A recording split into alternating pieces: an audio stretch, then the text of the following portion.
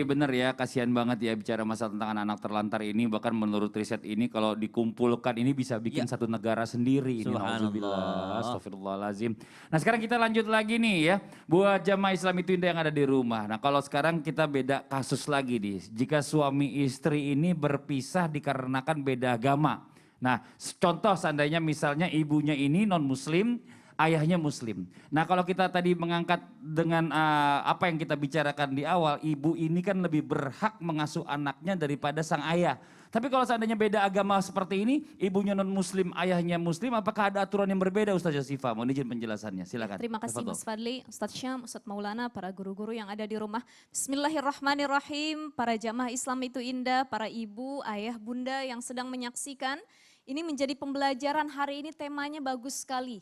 Karena ternyata angka perceraian di Indonesia itu sangat tinggi, apalagi di musim COVID-19.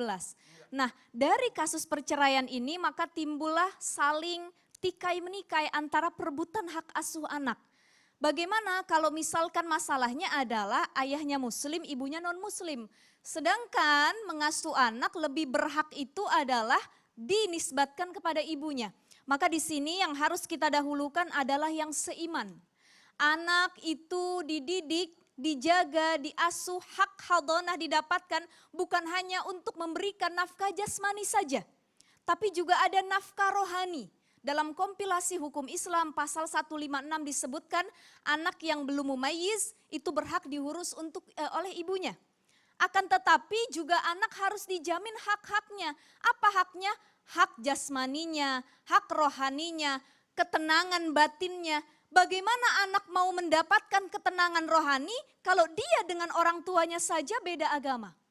Dalam Al-Quran surah Ali Imran ayat 28 disebutkan la yattakhidil mu'minunal kafirina awliya'a min dunil mu'minin.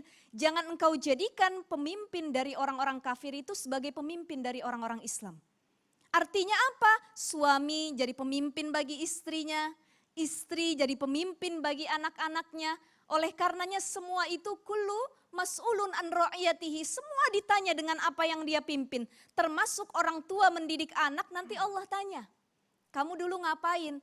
Cuman ngasih baju doang, udah pisah, ayahnya tiap hari nengokin juga enggak. Ngirim duit doang, kadang-kadang ngirim duit cuman buat makan seminggu doang. Emaknya yang nyari duit kemana-mana. Ini kan memberatkan salah satu pihak. Nah kalau kejadiannya ibunya non muslim, maka hak asuh anak bisa dialihkan kepada ayahnya yang muslim. Tapi ada yang bertanya, Ustazah, ternyata ayahnya secara akhlak tidak baik. Walaupun dia muslim, dia tidak bertanggung jawab, dia tidak bisa menafkahi anaknya, dan dia tidak ulet dalam merawat anaknya. Maka kepada siapa hak asuh anak? Lihat, kalau orang tua si perempuan, mohon maaf, contoh ibunya ini murtad. Tapi orang tuanya muslim, maka hak asuh anak bisa dialihkan kepada orang tua ibunya.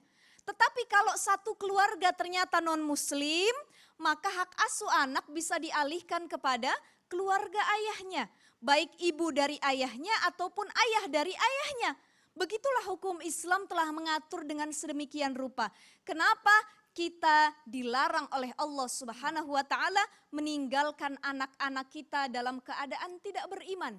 Tadi Ustadz Syam, Ustadz Maulana sudah menyampaikan وَلْيَخْشَى الَّذِينَ لَوْ تَرَكُوا مِنْ خَلْفِهِمْ ذُرِّيَّةً ضِعَافًا خَافُوا عَلَيْهِمْ.